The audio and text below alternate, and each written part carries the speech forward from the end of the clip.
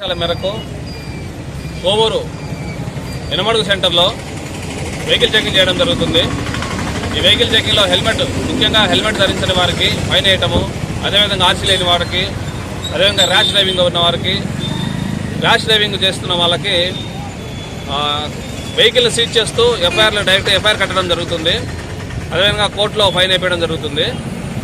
ఈ కొత్తగా అమెండ్మెంట్ అయిన తర్వాత ఈ ఎంవీ యాక్ట్ చలానా అమెండ్మెంట్ అయిన తర్వాత ఫైన్లు విపరీతంగా పెరిగాయి. దాని గురించి ముందుగా కొంతవరకు అవేర్నెస్ కలిగిస్తున్నాము. మరీ శృతి మించినప్పుడు ఫైన్లు వేస్తూ ఉన్నాము. ఇది ఇక్కడ నుంచి కంటిన్యూ అవుతుంది. కనీసం హెల్మెట్ పెట్టుకోకపోతే గతంలో 135 రూపీస్ పడేది, ఇప్పుడు 1000 రూపాయలు పడుతుంది.